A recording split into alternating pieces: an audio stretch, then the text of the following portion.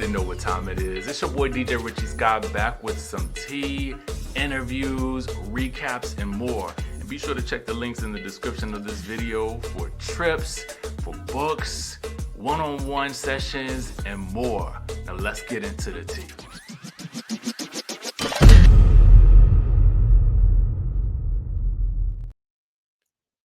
Yo, we are back in the building, and of course, we are talking about the Real Housewives of Atlanta season 16, and we're on episode 3. We are moving right along, y'all. We are moving right on along. Okay, let's get into the biz not e with this episode. It is called High Notes and Cheap Shots. So the description reads Kelly plans her first luxury shopping event, but Shamea and Angela's clash feels like 1999. Drew awaits the judge's decision on her divorce records. Okay. So, of course, some of the highlights from this episode include the clash between Shamea and Angela.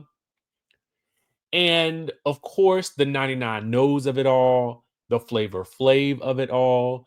And interestingly enough, I didn't know where the Flavor Flav disc came from, but Angela Oakley posted on her Instagram page. She says, Shamina, you killed it. Even Flavor Flav agrees. And then it says, why does it say hashtag Gretchen? Hashtag stop the madness. Who is Gretchen? Does anybody know who that is? If you can see here from 72 weeks ago.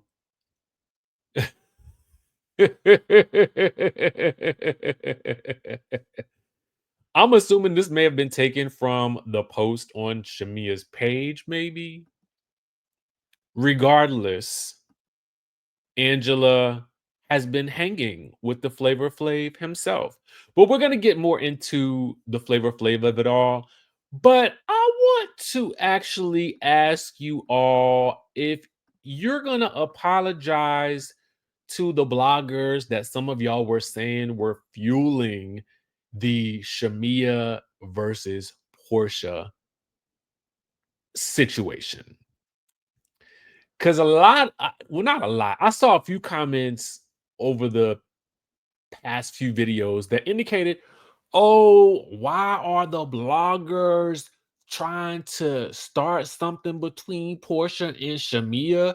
Whole time it ain't us. Whole time it ain't us.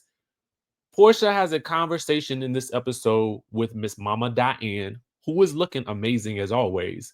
But it is honestly Miss Mama Diane who is questioning Shamea for bringing the bones back to Porsha in the first episode. So is Shamea the new bone collector and carrier, or is Shamea just simply trying to be a good friend and let Porsha know what's going on before she finds out via watching the show? That is the question. So I want you guys to navigate that discussion, but let's get into the episode itself. If I had to rate this episode on a scale of 1 to 10, I would give it a 9. I would give it like a solid 9.5. I felt like they really invested time in each lady's story, allowing us time to get to know each of the ladies in a maybe new and different and interesting way. Oftentimes, when you think about what we see on reality TV and when we think about these shows, one of the things that has always struck me that someone once said to me is that in each new scene, we should be finding something new out about the individual that we're watching, or they should be revealing something new, or we should be getting something new. And I did feel like in this episode that there was a real effort to do that. If honestly, now looking back at the time that it took to get the show out from between when they filmed and when they ended, I do feel like this edited version of the show is actually a winner. It's a winner. Every episode thus far, I could actually watch the entire episode all over again. That's how good this season has been for me personally. And I think it's also the magic of getting to know exciting new faces, even if we aren't necessarily as familiar with them, or even if they haven't found their natural groove in front of the camera yet. I still find it fascinating getting to know them. First up, we have Britt, and we learn a lot about her backstory in this scene right here as she is hosting her husband's family. And we get some intimate discussions with her sister in law. I'm assuming that's her sister in law. And it's just fascinating to me that we find out that she has dated Rick Ross. She re-emphasizes that she was a video vixen in high school, which is wild to me. I didn't even know, like, I mean, who signed it? Did somebody have to sign off for her appearance fee? Like, I mean, how did that work? Just fascinating to me. We learn a bit more about her insurance business, the rift between her sisters over this insurance business and why she started it. Her having her, just thinking back to her dad passing. It just actually, a lot of this made her a lot more relatable. And I liked it. I liked seeing this sort of soft side of her. It was very interesting to me because sometimes I feel like and I don't know if it's the producers that do this, or I don't know if the ladies get in their heads about being the most extravagant versions of themselves. And sometimes I think that when you just strip everything back and you just peel back the layers of who a person is, that's when you really get the magic. And I feel like we're starting to get some magic with Brit. And I think it's going to be interesting to see how it evolves because next week we're going to go into the Kenya Moore versus Brit of it all, and I want to know how that throws a curveball into the Brit that we've come to know thus far. Who will we see when everything hits the fan? I think that's going to be fascinating. It's going to be interesting look into a complex personality, as well as we'll see how Kenya deals with the aftermath of that as well. I mean, I feel like they're going to probably end it on a cliffhanger next week. So it'll probably really bleed over into episodes 5 and 6. But I'm interested. I'm really interested. The next conversation that we have is with Porsha and Kelly. This conversation was a little disjointed to me for some reason. It was obviously we got a flashback for the reason why they're having this conversation. Kelly wants to invite Portia to her event, so it makes sense for them to get together first to clear the air. I understand the purpose for them being there, but it's just funny to me that when Kelly was calling Portia, Portia was like, "Who is this?" But Kelly kept right on marching, right? She just said, "It's Kelly. I'm calling to invite you to an event." Fine. So Portia, she is there to sort of try to get to know a different side of Kelly. And Kelly comes across a bit standoffish. She definitely doesn't seem like she has the same sort of like, I'm coming for you energy that she had from the previous time that they were in front of each other.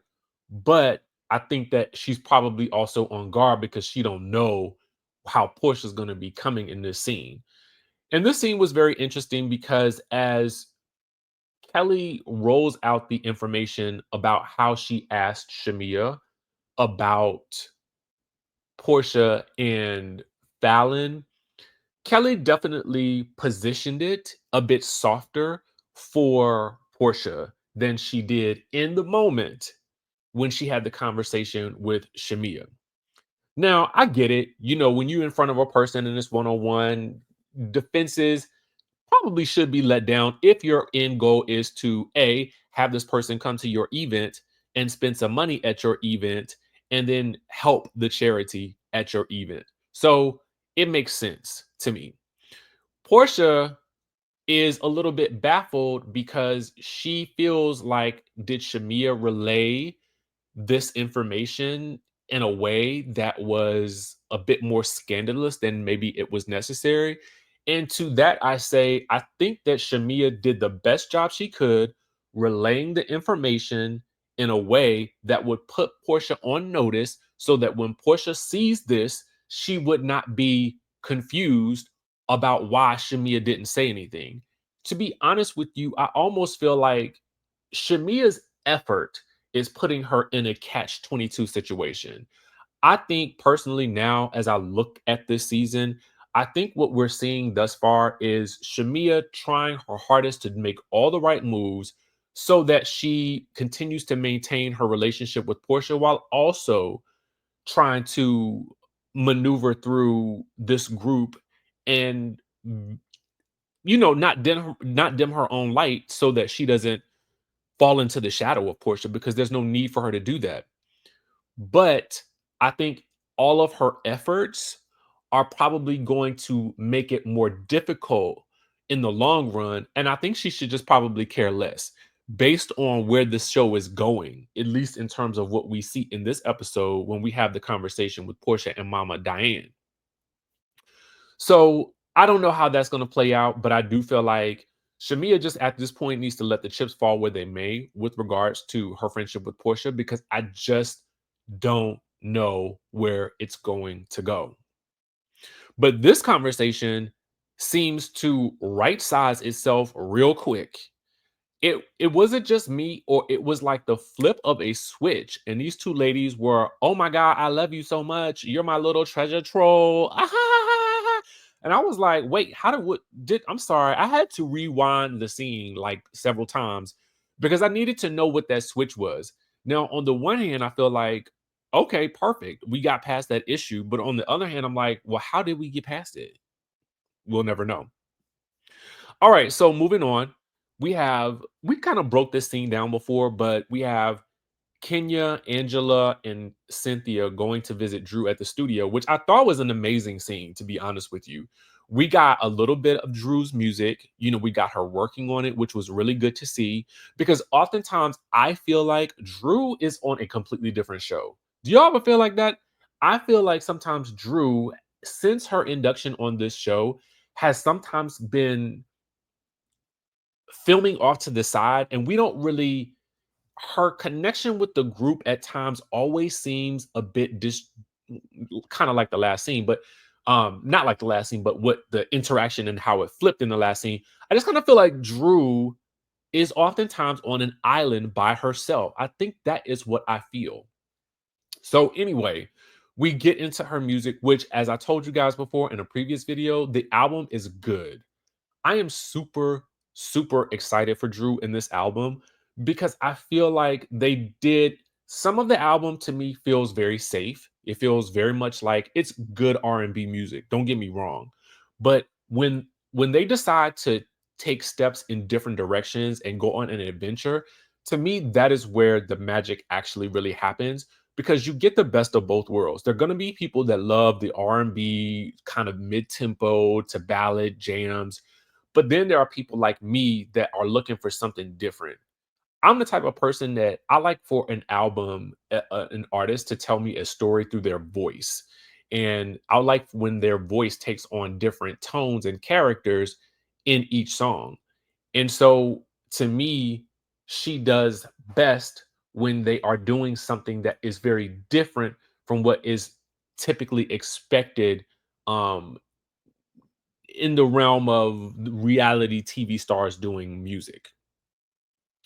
Meanwhile, Kenya and Cynthia's inclusion in this scene really, really works because they kind of function as big sisters. That to me seems like their role on this show thus far. Cynthia is absolutely magnetic in her confessionals. She is honestly, maybe Cynthia always needed to be a friend in order for us to get this like freeness that I feel like she gives us in her confessionals. Or maybe it's just time. Maybe it's the freshness with being gone for a bit of time and then coming back and just being sort of like having some like renewed energy. And Kenya to me is also very refreshing in this scene. She says what needs to be said. She coaches Drew with love, but is still very frank with her about, yo, you need to have had a conversation with Portia You need to have this discussion with her. And why is Dennis not sticking up for you? Well, he needs to be saying something on your behalf because he got you out. Well, this situation got you out here looking like a hoe, essentially. Then we get into the Shamea versus Angela of it all when she relays what happened with Shamea to Kenya and Cynthia. And so it's interesting because, of course, we'll continue to see that play out in this episode. And again, Drew to me comes across very much oftentimes like it almost feels like she's very cavalier about the situation between her and Portia and Dennis. But I do think she should take it a bit more seriously so that they can really truly work it out. Because the fact of the matter is the music is good. Working with Dennis was a win. And it sucks that it's overshadowed by this idea that they didn't take the right moves with telling Portia because they should have. We get a scene with Shamea and we dive more into, what's been going on with her, her kids, and her sisters. I think that the telling of Shamea's story, the way they are giving great care to roll out the stories for each individual woman in a way that humanizes them, it has got to be noted. This is a good season, and Shamea truly is one of the best additions to the Housewives franchise in a very, very long time. We also get another scene with Drew, which is also interesting because we get more into her divorce. We learn that in a previous proceeding, it sounds like Ralph represented himself, which totally falls in line to me with his persona as we've seen it play out on the show. It seems like it's something that he would do. It seems like he would be super petty in his cross examination of her. We learned that according to Drew, now I'm going to say alleged, because according to Drew and her attorney, that Ralph has yet to submit his financial documentation for this divorce. Mind you, this divorce has been in effect since last year. And honestly, I'm still waiting to find out what was the tea between Drew and Ty. I know it's a situation that has been like dealt with, but here's the thing. If Ty is now in a situation or in connection with Ming Lee as has been talked about, and if I'm wrong on that, somebody please correct me. But to have Ming Lee at an event that Drew Sidora is going to be at, which is Kelly's event at the end, then it's crazy to me that there is no crossover in that aspect because that was a huge story on the show, or at least in the news from the last news cycle of the last season of the Real Housewives of Potomac, circa season 15, in case you just don't remember. So to me, to miss that connection in this episode is a little bit like, yo, that's like a missed opportunity right there, in my opinion. But that's just me. Um, I would get into more about what Drew had on, but I need to see it in its entirety so that I can really get a real good feel of the fashion of it all. Okay, this scene was very interesting. It's Portia and her mother, Miss Mama Diane. And here's the thing. I personally, when it comes to somebody's um elder mother, let me say elder mother. And I say that meaning a person who is on the show around the age range that we're all at. When I speak about their moms, I just sort of have to try to speak about them with a modicum of respect, right? So, in that regard, I just also feel like it's very telling to me in this scene that we get the information from Miss Diane, or we get the sense from Miss Diane that she sort of views Shamea as someone who is carrying bones and disrupting Portia's peace. And I just feel like Shamea, I personally feel like Shamea was just trying to be a good friend. I feel like she's walking a tightrope, and she is going to be doggone if she does, and she's doggone if she don't. To be quite honest with you, that's how I feel. Also, we learn a lot more about how Miss Diane feels about Simon. We learned that Portia had tried to reach out to Simon's family to intervene or intercede on her behalf with regards to this divorce. The family does not want any parts of this situation. They would prefer that the legal process play out with regards to Portia and Simon. But it's interesting because now that the legal process has played out, it has come to light that Simon has been detained. So I would wonder if there is any regret on the family's behalf that they did not intercede. Not that it would have changed the outcome of any of this, but I do have to wonder what their thoughts are now at this point. And where is Simon at this point, to be quite honest with you? That's a good question. All right, so let's get to the event that Kelly has. It is an event, it's a fundraiser for an organization that I cannot pronounce, and I do apologize. But I got to give Kelly some props on this to have partnered with Balmain and this organization to throw such a nice event. I think speaks to where the show is trying to go and where it actually is at this moment. And we've gotten back to this aspect of fabulosity. I don't know, and maybe this wasn't as high end of an event, but I just think back to Real Housewives of Atlanta when Nene and Dwight got into it at that was that Ra Ali's event? It was a shoe event, was it not? I can't recall, but I just this idea of, you know, n- these high class events, and then there's this level of shade being thrown and, kind of dramatically happening as the event is occurring. I just always find it fascinating. So this shade battle right here between Angela and Shamia, or Shamina as Angela so effortlessly calls her, it works. But I just, again, going back to Kelly, I just got to give her some props, man. Like, I felt like, she is I love when someone comes in and they take full ownership of their role on the show. Like, she wasted no time putting something together. I just get this sense that Kelly is a real go-getter in real life. And whether you like her or not, I think you cannot deny the power that lies within this woman to make things happen. She's got 4 kids that she's taking care of, and it sounds like she's doing it on her own, and a thriving business, and is still managing to be out in the community and do these types of things and throw these types of events. I absolutely love it. And I just think it's for a new cast member to kind of come in this early in the game and to be able to do that, I think is phenomenal. I did not get a chance to touch on um, Angela and Charles and their, investment business.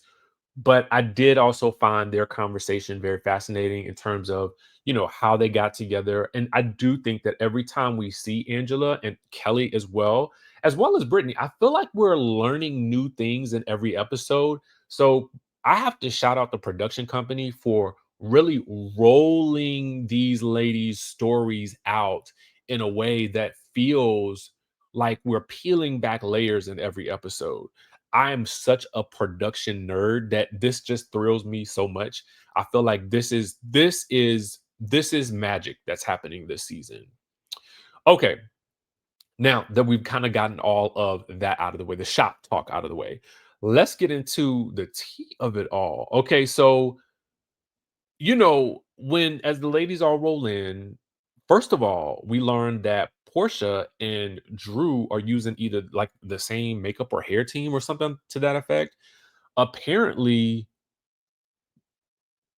Drew went first. And when she found out, according to Portia, that Portia was going after her, she decided to take a little extra time. So Portia didn't have much time to get her face beat or her hair done. She looked great. Meanwhile, Drew doesn't show up until like about over an hour later after the event has gone on. And when she does show up, she shows up with a squad of folks. She like them assistants and things, and her sister. who Porsha will later call Heavy D. So all the ladies are in attendance, Kenya, Cynthia with her bowl haircut, all the ladies show up.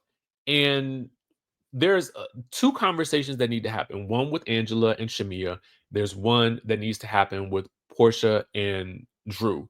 Drew is expecting that Porsha is going to be open to having a conversation because Porsha texted her and said, I heard that we should have a conversation. So they apparently haven't really scheduled this time, this Ponderosa that they're going to have this one-on-one sit down. Hopefully we do get it in the next episode because I feel like people should not sleep on the one-on-one Ponderosas. They do clear up issues, as we could see earlier with Porsha and Kelly. So I just think that there's magic there that needs to happen. All right, so let's talk about Shamina and Angela. Angela does go to Shamea and she wants to clear the air. She wants to have a conversation. And Shamea's like, well, okay, cool. But you could tell Shamea's kind of like not really feeling her. So as they kind of discuss their opinions about what happened with the two of them and then the Drew of it all, Shamea is very much like, okay, well, if your opinion is not going to change, then we don't really have anything else to say. They get into it. Angela calls her Shamina and tells her she's a mean girl. At that point, at that point, Shamea is very much like, you need to get out of here with that 99 nose, and basically calls her Latoya Jackson. Oh, yes. To which Angela effortlessly responds, okay, Flavor Flav, and took it back to this moment right here. Hold on, let's pull it up. Come on, Angela. Took it back to this moment right here. All right, so we all the way back in 99 and the 2000s. And one thing that I thought was interesting about this scene was that you see Angela say this in her confessional. She calls Porsha Chuck D, and she says that Shamea is Flavor Flav. And she says that Porsha can just show up and collect her check while Shamea does all of her work. Now, this was interesting because as she's saying this, the camera pans to Porsha sitting there looking unbothered as her best friend is arguing about her, technically a secondhand arguing in Porsha's defense, as Porsha sits off to the side, stroking her locks, unbothered, unengaged, and chilling. The irony of this is that when we go back a couple of scenes and we think about what Miss Diane was saying about Shamea, it's just really funny to watch this play out. That's all I'm saying. It's just funny. It's just funny. Do you feel like Porsha is is the Chuck D of it all, and who's just sitting back and doing nothing as Shamea unwittingly fights her battles? This is very interesting to me. Very, very interesting. Um, so after that whole thing kind of blows up, Sh- Shamea is trying to, defend herself, and she's going off about the lady's nose. To which I feel like her nose suits her. I mean, is it just me? I feel like the nose works. I don't know. Maybe it's just me. I feel like the nose is perfect. Give me a good old Jackson nose any day. You know, give me a good old Jackson nose. Why not? Why not? The nose works. And Angela is the perfect addition to the show, to be honest with you. Meanwhile, you have Kenya, who is chastising Shamea for talking about that lady nose. Then you have Porsha, who is defending, who then comes to Shamea's defense with Kenya, and it's like, well, she called her Flavor Flav, so they even. Now, it's also interesting to see Kenya chastising Shamea for talking about the way the lady's nose looks, especially given what we know is about to come up in the future with Kenya and Britt. We see a trailer, we see a little bit of a tease for that in the next week's episode. So I want to know what you guys think. How do you think that this is going to play out? Whose side do you think you're going to be on? I'm really, really interested and fascinated to see how all of this plays out. Now, with that being said, make sure you guys subscribe to the channel if you haven't already done so. Hit that notification bell button, hit that like button. Be sure to tap into all the things down in the link down below. Of course, my new book is out and it's available on Amazon. I think I'm going to self-publish the third book and maybe sell it independently. I'm not really sure. Let me know your thoughts about that. We've got our Cape Town trip in the description down below as well. We're looking at real estate. We're going to be doing wine tours. We're doing safaris. We will be doing Table Mountain. We will be partying on a yacht. We will be meeting with some other expats in the area and learn more about getting visas for either working there, living there, whatever you're trying to do, especially if you are interested in purchasing real estate or learning how to invest there. We're going to be going into all of that. And of course, my ebook is on sale for $27. It is all about travel, how to get cheap travel if you are a budget traveler, if you're a solo traveler, if you want to get cheap flights, cheap hotels. I got all that tea down there for you as well. With that being said, I will catch you in the next video.